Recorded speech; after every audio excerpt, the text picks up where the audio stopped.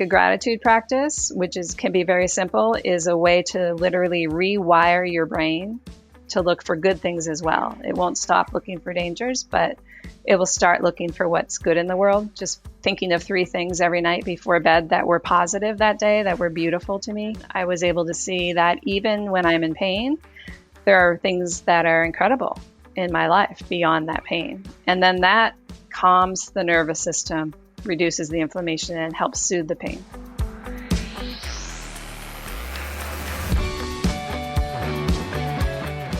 Eileen Laird is an author, podcast host, and autoimmune warrior, living a vital life with rheumatoid arthritis. She's reached millions of people through her popular website and podcast, Phoenix Helix, and is the author of Healing Mindset, a guide to the mind-body connection for people with autoimmune disease. Eileen, welcome. Thank you. It's a real pleasure to be here. It's great to have you, and you have a pretty powerful personal story, which inspired this, healing mindset, I think, book and the way you live your life and everything you do. So let's start there, your healing mindset story. Sure. So it was about 10 years ago, and I was living a healthy and happy life. I was living in the mountains of North Carolina, where I am now. Did a lot of hiking on the weekends for fun. I was working full-time as a massage therapist, which is a pretty demanding job, happily married. So I didn't have any trauma that triggered autoimmune disease for me. I know for some people that is the case. And I just woke up one day with a strange symptom in the toe of one foot, and within a few months, I was disabled. So they call that rapid and severe onset of rheumatoid arthritis. At my rock bottom, I was limping, crossing my living room. Never, hiking was off the table, walking was off the table. I didn't have the strength in my hands to wash dishes anymore, never mind work. It was terrifying. I cried every day. It was a level of pain I had never experienced. So I was 43. Obviously, I'd had pain in my life, but I felt like it deserved its own word because it was so overwhelming, so excruciating. It made me gasp. And I'd wake up in the morning feeling about 90, and that was the good part of my day. And then every night, there would be an autoimmune flare, and I called it flare Russian roulette. It moved around my body. So if it was my wrist, I had to put it into a brace. If it was my shoulder, it went into a sling. If it was my knee, I had to get off my feet for the night. And then the worst for me is if it hit my jaw, because I couldn't open my mouth. And there's something very primal about that feeling, because you can still breathe and talk, but you can't really eat. And yeah, it was bad. So I was looking for a symbol of hope. And that's when I thought of the phoenix and the bird rising from the ashes. And I clung to that image, hoping that this wasn't going to be my life going forward and that I would find a way through. I would say it was the first time in my life I had an experience so hard I didn't know if I could survive it. And I know that sounds kind of melodramatic in a lot of ways, but I think for anyone listening who's had a health crisis, they know what I'm talking about. So I did a lot of things. I looked at changing my diet. I looked at changing my lifestyle. And then I also opened up to mindset. And that became important to me for 2 reasons. One was to be able to see a world outside of my pain. And the other was to be able to improve my health if I could through maybe a less inflammatory response to the experience that I was having. So for example, before that, I had heard about things like meditation and a gratitude practice, and I thought they sounded like great ideas, but they were never anything I could really stick with. And I think it was one of those things when life was good, I wasn't highly inspired to make it better. And then when life was really hard, those very same practices that were hard for me to do before became a gift in my life. When I was managing that level of pain and managing that level of uncertainty, they calmed me down and expanded my perspective in a way that nothing else could. So I fell in love with the mind-body connection from that point forward. Wow. So it sounds like you were pretty healthy beforehand too. Is that safe to assume? With the exception, you were eating well, you were doing the right things, you're a massage therapist, so you're kind of, doing all the right things, but maybe didn't have it sounds like you didn't have a meditation practice, a gratitude practice, and weren't as focused. I think the reason why I'm pointing this out, because I think we all fall into this, did maybe spend a lot of time on the mind, if you will. Yeah. Yeah. I would say my mind tipped in a positive direction kind of naturally. And then when I was in the middle of, when my body changed dramatically, so did my mind. I mean, I think when you're in excruciating pain, it's a mental experience, not just a physical one, for two reasons. The mind body connection, of course, if you have inflammation in your body, you have inflammation in your brain. And so that also, just from a physiological perspective, adds to the challenge. But pain is awful. I know you've had your experience with that. And so I think it's really natural for fear and grief and anger to kind of swirl surrounding that experience. And then the unexpected or unfortunate side effect when that happens is that can increase the inflammation even more. And it's a vicious cycle. And it's completely understandable. We've all been there. Very easy to have a spiritual practice, very easy to be in a great mood, sleep well, eat well when everything's going great. Let's say very easy, much easier than when things aren't going so great, and then you're stressed, and then that affects your sleep, and then when you're not sleeping well, your diet's probably going to go off, and it just becomes this really bad cycle that's tough to break. So with that said, walk me through, hitting that. It sounds like you hit rock bottom pretty quickly when you're talking about not opening your, being able to open your jaw without severe pain to eat. That's bad. Walk us through the healing process and the duration of how long it took to go from there to getting to a place where you said, you know what, I'm feeling okay. I'm coming out of this. I feel good. How long was that process? And walk us through some of the things you did to get there in terms of diet and then mindset. Because I also want to talk about the diet component too. Sure, sure.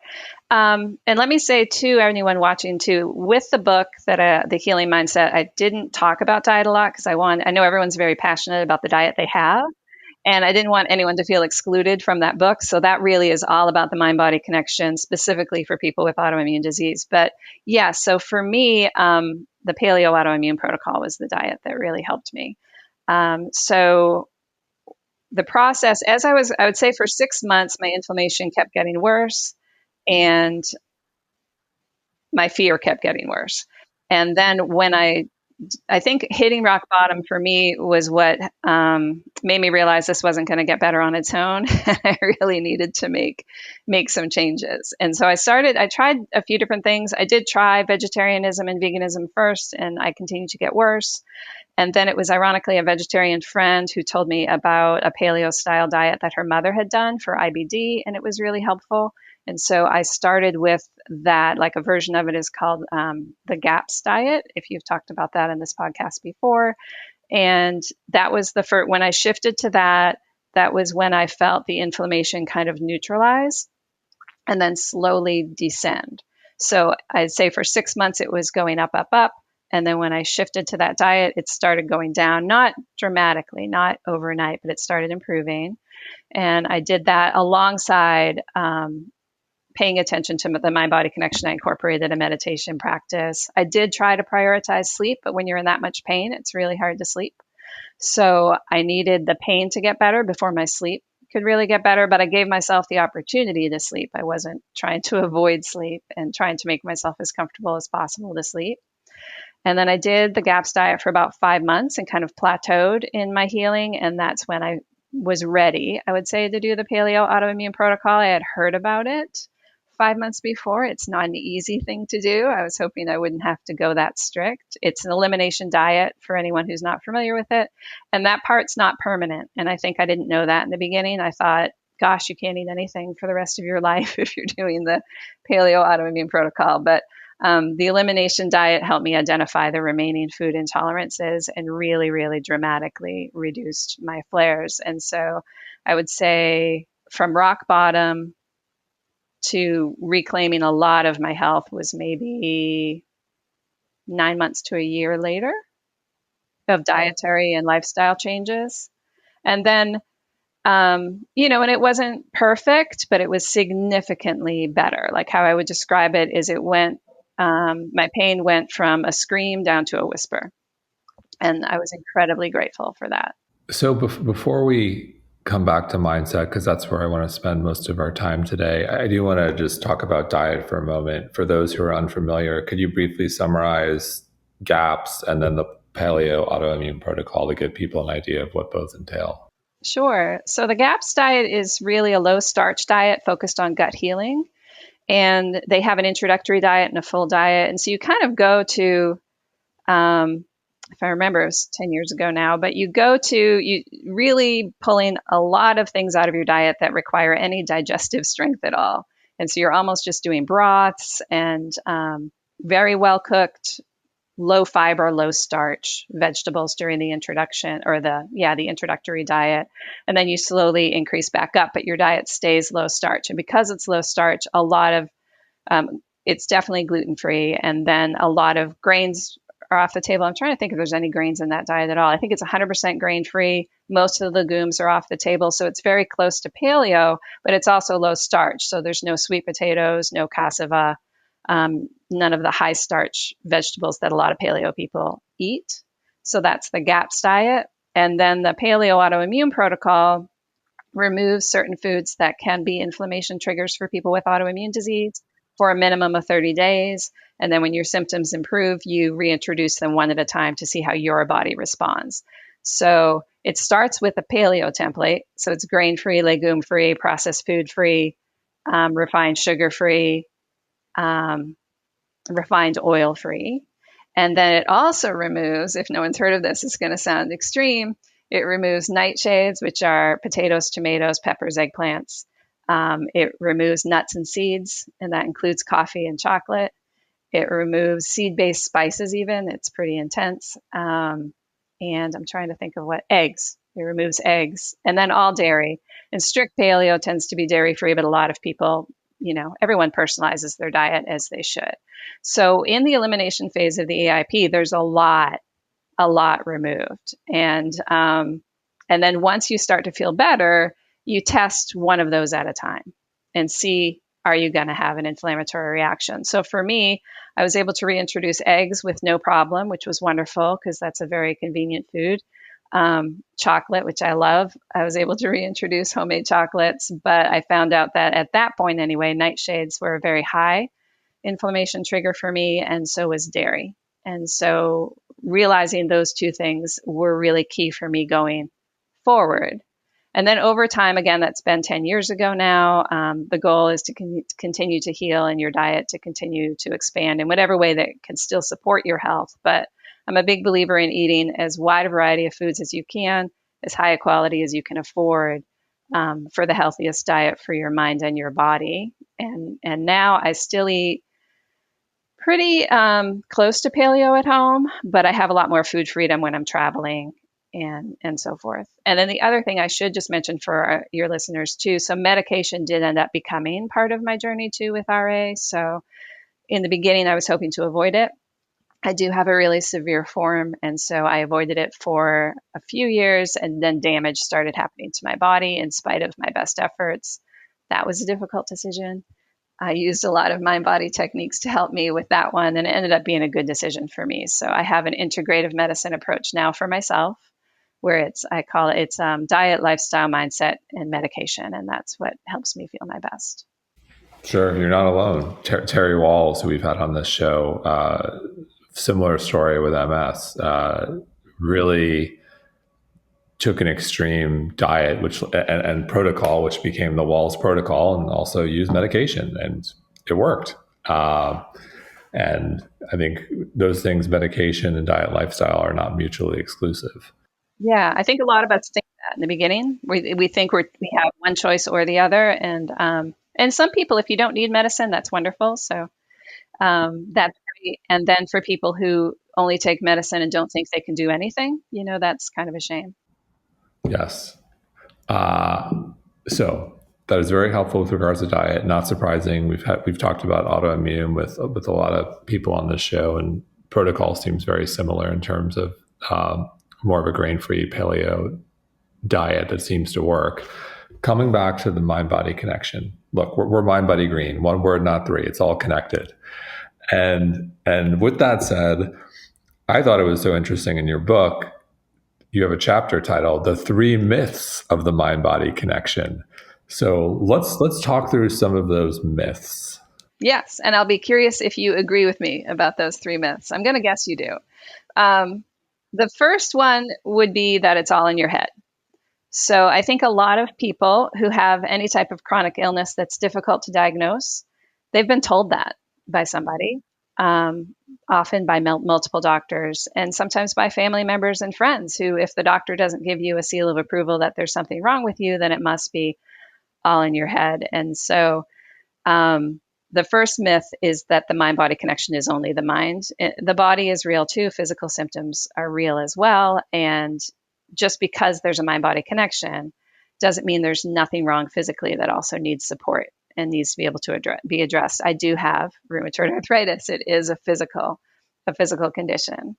The second myth, I would say, is the opposite of that, and that would be that it doesn't exist. So someone who has been told it's all in their head and has had to fight to have people believe there's anything wrong with their body might become quite defensive about the idea of a mind-body connection at all, and therefore think that they can ignore mindset when it comes to their health, and that nothing going on in their mind is going to impact their body. And that's just not true. There's a whole field of science now called psychoneuroimmunology that can really demonstrate how our thoughts and feelings impact our immune system and our nervous system, both immediately and over time. So it does exist. And then the third one is that it can cure everything. And I will say this compassionately. I came to, I think, a healing diet and lifestyle, mind, body, green, hoping to cure myself, because wouldn't that be wonderful? And I think a lot of people have that hope. And I think some people who are maybe less ethical promise that. So you can find places online, or you can find doctors who will say, I'll cure you. And then people will do anything they say and spend so much money. And then if it doesn't happen, which it usually doesn't, they feel like a failure, like there's something wrong. Like, what's wrong with me that 10 years later, with everything I've done, that I still have rheumatoid arthritis? So part of my journey has really been coming to peace with that. I would say I surrendered to that maybe 2 years into my healing journey, and that was so healthy for me. And it didn't stop any of the lifestyle changes I had made. It just made me a much happier, self-compassionate person. So I would say those are the three myths: that it's all in your head, that it doesn't exist, and that it can cure everything. But even if it can't cure everything, I should say to anyone listening, it's so potent. It's so powerful. Like, the next chapter is the 10 benefits of the mind-body connection. It's just, it's amazing. Yeah, I loved your book, and I have a lot of thoughts about what you just articulated so clearly. Specifically to the power of mind. I'll provide a real world example for me that happened about 9 months ago. A dear friend of mine who I played basketball with in college was diagnosed with colon cancer, and I like rarely log into Facebook. I logged in and I saw this. I was like, oh my God, like what happened? And he encourages everyone to get a colonoscopy. He's, I think, 48 at the time. I'm 46 at the time. We were supposed to get it after 45. And I picked up the phone. I call him. How are you doing? He feels good. He's, going through chemo, doing all the necessary treatments, taking care of his diet and so forth. And I said, how did you know what was going on? And he said that the tip off was his iron levels dropped significantly. And I get extensive blood work a couple times a year. And I had just gotten my blood work, and my iron levels had dropped significantly. And I was like, oh my God, like, is this, am I at risk here? Is this a sign?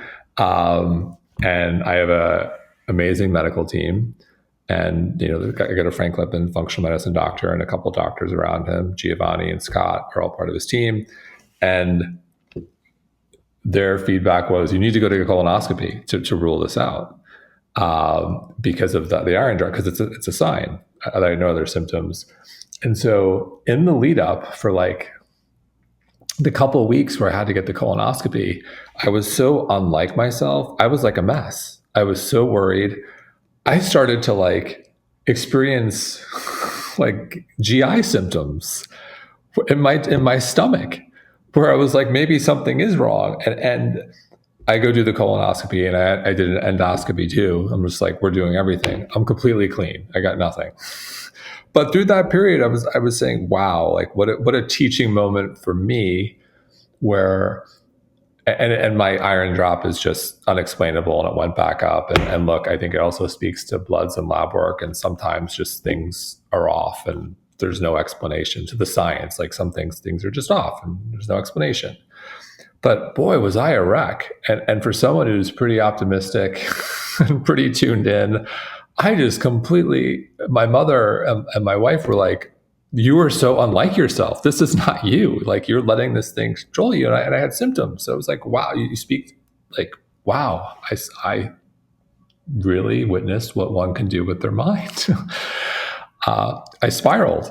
Oh, I think everyone listening can relate to that moment. And it brings up another thing I try and really stress in the book, and I'll say too, is there's no perfection when it comes to the mind-body connection. It's not that we stop being human, right? So like you, the founder of mindbodygreen, right? A lot of people might think that would never happen to you, that you would never spiral. But I mean, some things just hit us. And even with all of the tools at our disposal, we have challenging times. I think the more we know about these techniques and the more we practice them, the more available they are to us under times of stress. But at the same time, just being really kind to ourselves and knowing, yeah, it's not putting ourselves on a pedestal or anyone else doing that to us either. We're on the ground just like everybody else, trying to do our best and be as healthy as we can. But yeah, spiraling is hard. Yeah, it could happen to anyone. I never remember too. I'll share one more detail. I'm going in for the colonoscopy, and it's like, 7 a.m., 8 a.m., and it's like so delayed. I'm like waiting there for like 3 hours. And by the time they're ready to go, they take your blood pressure. My blood pressure was like through the roof. And I have totally normal, healthy blood pressure. I'm just like, the guys, I said to the nurse, I was like, well, yeah, I know why I'm nervous about this, and I'm waiting here for 3 hours ready to go in. But at any rate, so moving on, you talk about this idea that, it's in your head, it's our fault. And to some degree, I think this happens a lot in holistic medicine. I think there are a lot of charlatans out there. And I also think there's a school of thought, and I have very mixed emotions about this. Louise Hay, You Can Heal Your Life, an icon, an angel in so many ways. It's done so much good in the world. That book had a transformative effect on how I view health and wellness, but I also struggle with it. And the reason I struggle with it is this idea that, on one hand, your thoughts are everything. Every ailment is tied to trauma or a mindset or anger or something that you can heal your life through affirmations, through inner work. So on one hand, it's empowering. On the other hand, there's a weight that goes along with that. And not everything in there is true. There are sometimes I've gone to that book where I'm like, I had lower back pain. When I had lower back pain, and I had pretty bad back pain. I had extruded discs. It was a big part of the mindbodygreen story, which I've talked about extensively on the show. I was really worried about finances. And if there's a direct tie there, and not being grounded. And then there are other times I've looked in that book where, this doesn't really make sense. And so how do you think about maybe Louise Hay specifically, or this idea, on one hand, mindset, affirmations are powerful, and there's a lot there in dealing with trauma. Great book, The Body Keeps Score. The trauma is there. And that you do have the power to turn everything around. Your mindset is more powerful than we know. But at the same time, there's this weight, there's this burden, and sometimes things happen.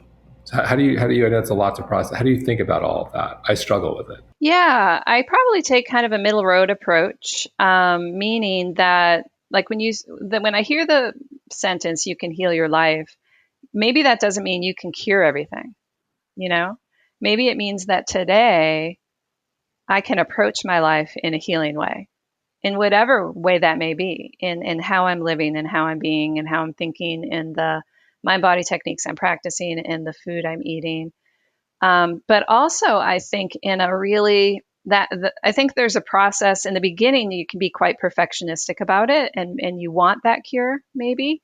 And some things can be healed with the mind. Some small things I think can be healed with the mind. Maybe even some big things. But there are some things that can't be cured, and you can easily spiral into a comparison trap. You can be like, well, with cancer, like, why is this person living and why is this person gone, after a cancer diagnosis? And I simply do not believe it's that one person was more enlightened than the other. I just think I've known people who have survived cancer who are very unenlightened. And I've known people who have survived cancer who were like these little bodhisattvas, walking the earth. So I think maybe not look at it in a binary way. And so instead, and maybe I have more of a Buddhist perspective, just meeting the moment wherever it is. It's not that I call myself a Buddhist from a religion perspective, but I really admire a lot of that, meeting whatever moment you are in with acceptance, and that's not surrender, that from that moment you can best determine what you need and what's possible that day. So, and I agree with you. Like, I think I even maybe mentioned there's a podcast, or there's a chapter in the book on affirmations where I talk about that some. And I think I do mention Louise Hay and the mirror technique that a lot of people do love. But I also introduce a technique called Affirmations that I think can be really powerful for people who struggle with affirmations. And that's where you just put what if in front of the statement. So if, for example, the affirmation is, I am whole in mind, body, and spirit. I am worthy. I am capable. I am strong. I am healthy. And your mind just says, no, you're not. Like everything you say, your mind just goes, nope, nope, nope, nope, and starts arguing with you. Affirmations can really backfire because instead you're like feeding that inner critic. Depends on your personality. Some people don't do that. They say an affirmation, they feel very soothed and held and blessed, and they feel a grace of the affirmation. But if you are someone whose inner critic gets activated, you can just add what if in front of it, and it kind of breaks through your mind's resistance and opens up possibilities. So, what if I am well? Your mind might start generating the ways that you are, things that you don't think about. We tend to focus on what's wrong rather than what's right. What if I am worthy? So, if you're someone who struggles with self-worth, and I think even though I'm a confident person, I think everyone maybe does in some way deep down. So if you say, what if I am worthy? That almost brings tears to my eyes, that question. It just opens up this kindness to the part of me that questions whether I am worthy. So I think what I like about the mind-body connection is there's a lot of different ways to approach it. And in the book, I have 96 techniques so people can choose the ones that work for them. And if Louise Hay resonates, then her techniques, that's wonderful. But if it doesn't mean something's wrong with you. And I think that a lot of the people who've put the cure pressure on me in my life either didn't have a chronic illness themselves, like had never struggled with something like rheumatoid arthritis. They maybe had something that was more mind focus. Like, for example, have you ever had anyone on to talk about, is it DNRS? And there's another one called the Gupta technique. And it's the whole idea of the brain getting trapped in a trauma state. And so, yeah, so it's based on neuroplasticity. So if something traumatic happens, whether it's physical or emotional, the idea being your brain gets kind of wired for alarm. And so a lot of conditions that people consider mysterious with no clear diagnosis and no clear treatment would be like fibromyalgia, chronic fatigue syndrome, long COVID syndrome, even POTS is another one, a wide variety of things. They have these brain retraining programs that help people when nothing else has helped. So it's interesting. And that's difficult because they have all these experiences happening in their body.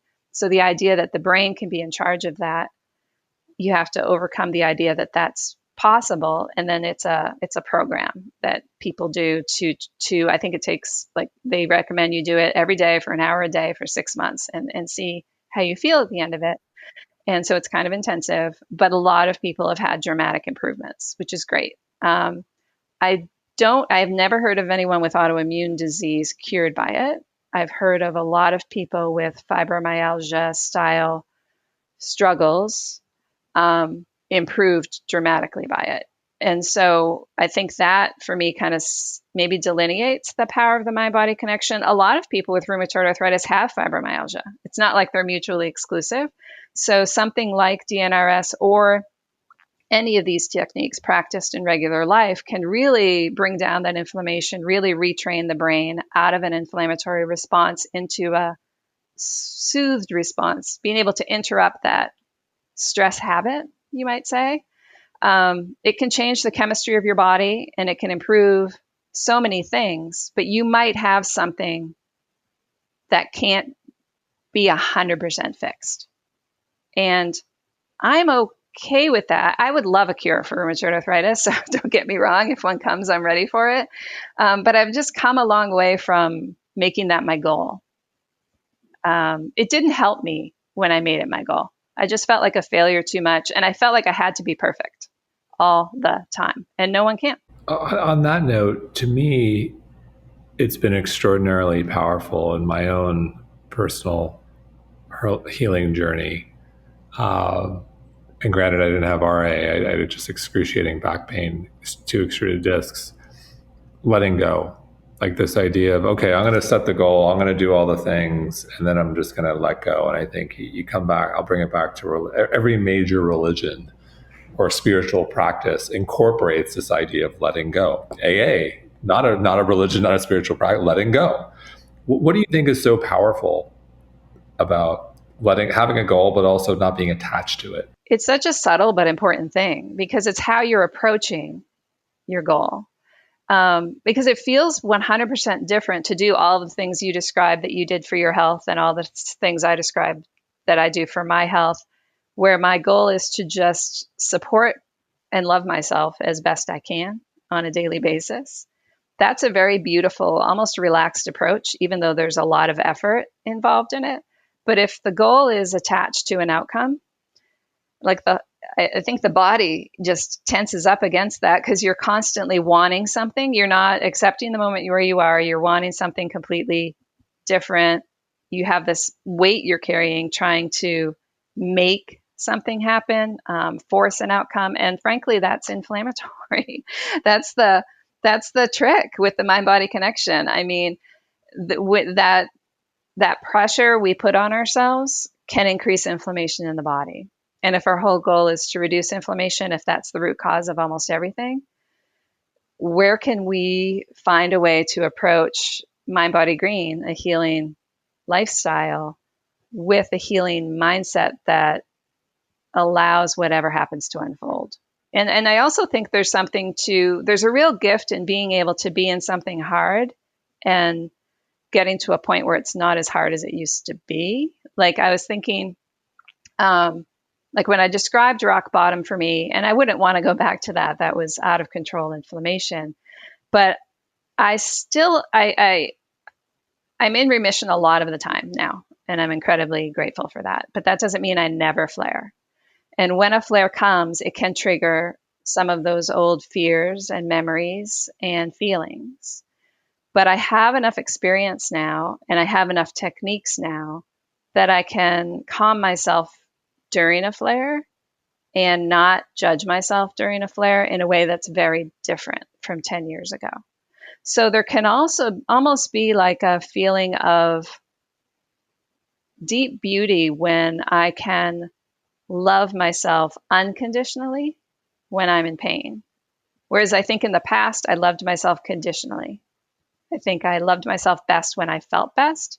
And when I didn't feel great, what did I do wrong?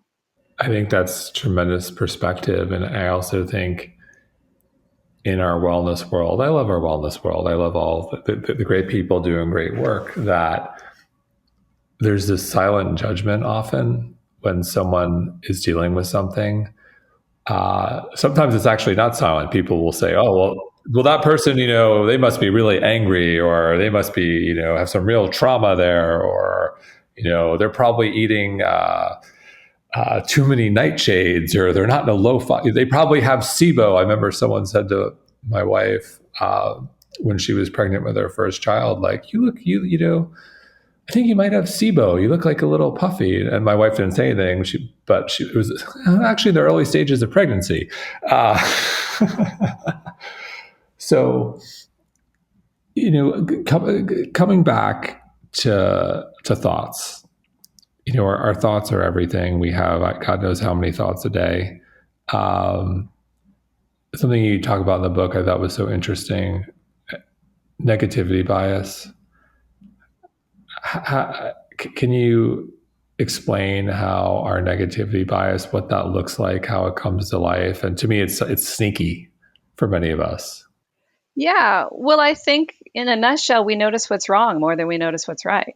And I think our brain is trying to keep us alive and protect us. So it's constantly scanning for dangers. And if things are good, there's no danger there. So it doesn't really take that into account. And that's great that our brain keeps us alive and it needs to, right? But we lose a lot from that bias. We can overcome it, but it takes effort. So that's part of what I think is a healing mindset, is trying to overcome it. So things like a gratitude practice, which can be very simple, is a way to literally rewire your brain to look for good things as well. It won't stop looking for dangers, but it will start looking for what's good in the world. And I know, again, I've had a gratitude practice for 10 years now, started at rock bottom when I needed to see a world outside of my pain. And it was such a simple thing, just thinking of 3 things every night before bed that were positive that day, that were beautiful to me. That's it. That's it. That sounds totally doable for everyone listening. Yeah, and it shifted. I really did feel like pain was my entire world before I did that practice. And then I was able to see that even when I'm in pain, there are things that are incredible in my life beyond that pain. And then that calms the nervous system, reduces the inflammation, and helps soothe the pain. So that's one small example. But yeah, I think that spiraling, like you were doing when your friend had the colon cancer and you worried you did too. Your brain was focused, spinning worst case scenarios, I'm guessing, in your head. And yeah, it's so good at that. And so I think questioning our thoughts is a huge part of the mind body connection. And there are so many, experts who talk about that. But I do have a chapter in the book called "Don't Believe Everything You Think," with simple and more complicated ways to question your thoughts. But one of the simplest one is to just say, "Is that useful?" And sometimes that will stop a negative spiral in its track. If it doesn't, I think the next thing that has helped me is I'll ask my mind a helpful question. So let me use like an autoimmune flare as an example. If I go, even after all this time, with all of the practice I've had, and like I said, I can reach a moment of being surrendering during a flare in a loving, compassionate way. It's not immediate and it's not always 24/7 feeling that peace, when I'm in pain, obviously. So instead, like the first time I have a flare, my mind will go, oh, this is never going to end. There's that pain again. What damage is happening to your body right now? What did you do to cause it? It starts saying a lot of unhelpful things. And so if I shift it and I ask my mind, okay, so I'm in a flare, you're right, you've identified that correctly. Play me a movie in my mind. Instead of worst case scenarios, remind me of every single flare that's passed in the past 10 years. Remind me that I've actually never had a flare not pass. And so when you say it won't pass, that would be new. And then I'll say to my mind, what helped me in the past for flares to pass more quickly? What nurtured me through that process and what made it worse? Remind me what I can do to be kind to myself today.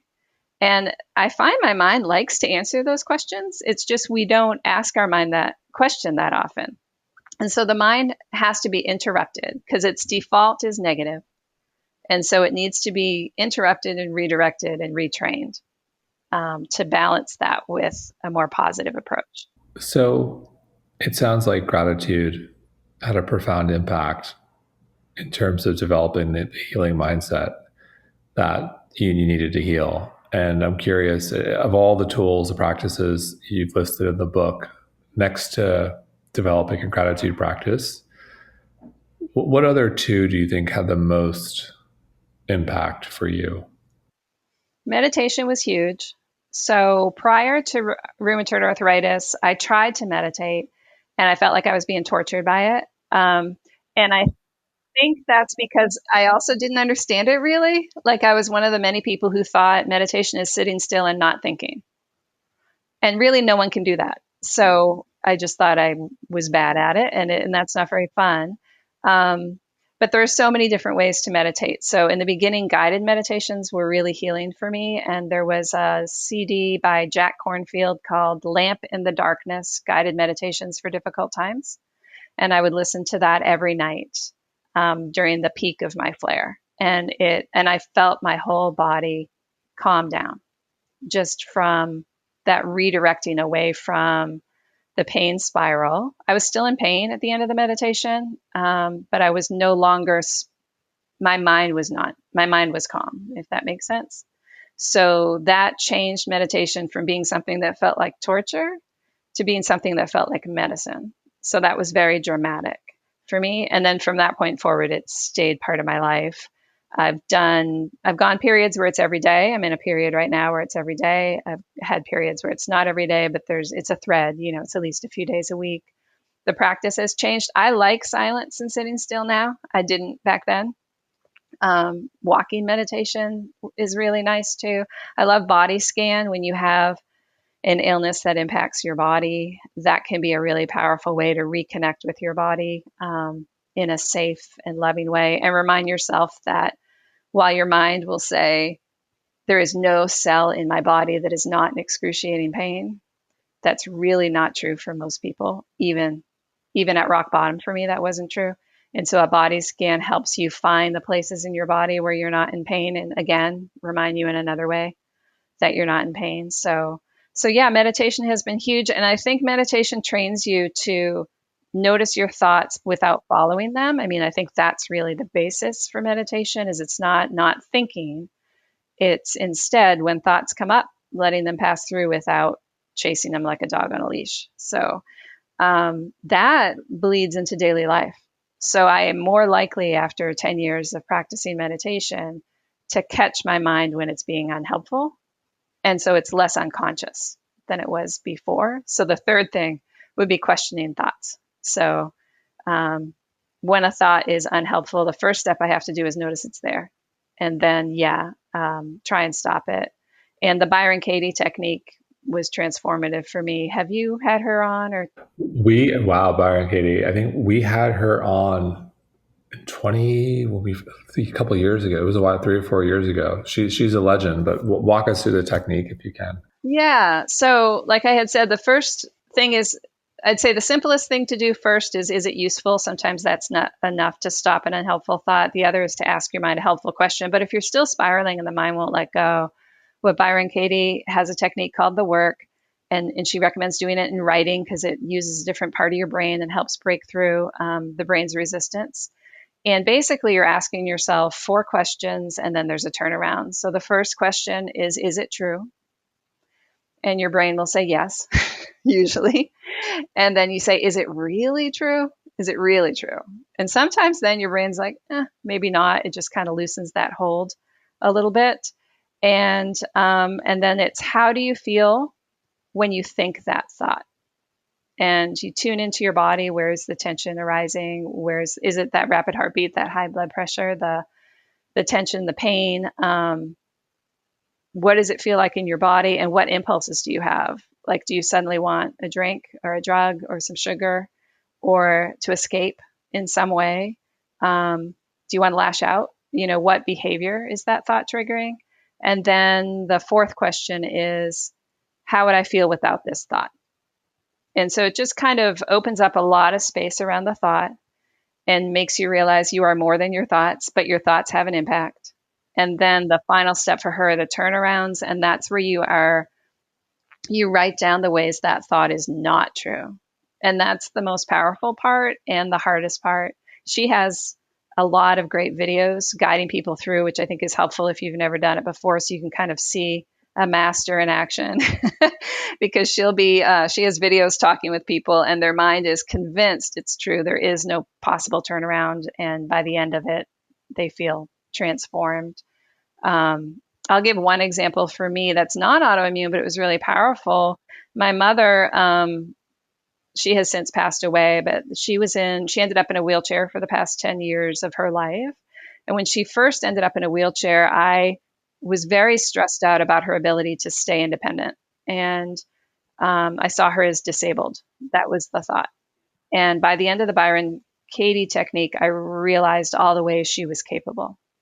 And it changed in a really good way my relationship with my mother for the next 10 years, because she didn't see herself as disabled. And as her daughter, if I kept interacting with her in that way, the conflict would have been out of control and it wouldn't have been helpful. So yeah, it's a really powerful technique. It is. And I'm now reminiscing about Byron Katie.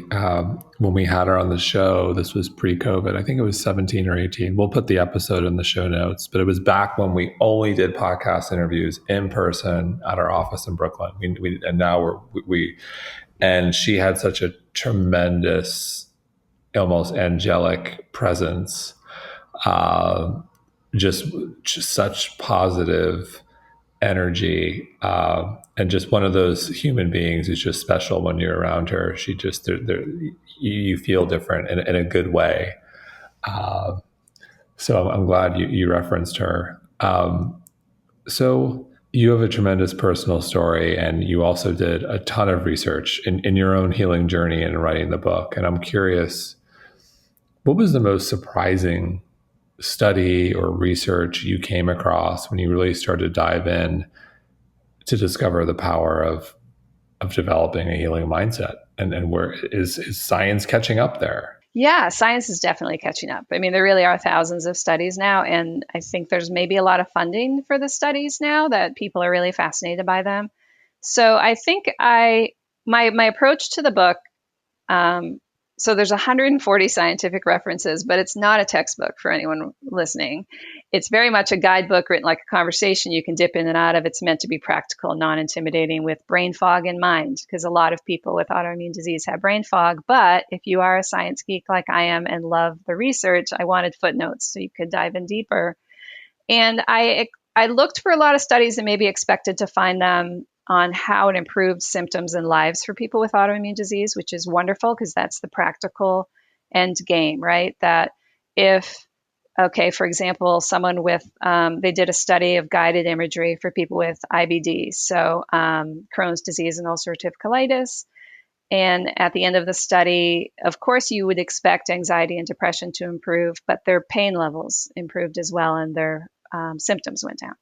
So that's the practical that I wanted. But looking under the hood of the body, I think, is really fascinating. So meditation reduces C-reactive protein, which is a marker of inflammation in the blood, and it shifts the genes in an anti-inflammatory direction. So that's very cool. And they did a study on people with RA, which I have, where it was very simple. They took blood before and after, telling them something funny that made them laugh.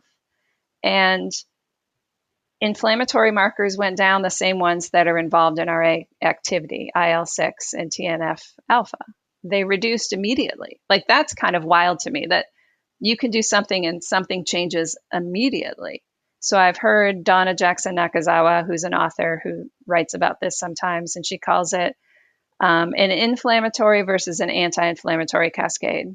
So when we all experience the mind-body connection, whether we like it or not, it's the stress response. It's when you get mad and your heart starts to pound and your palms start to sweat. That's the mind-body connection.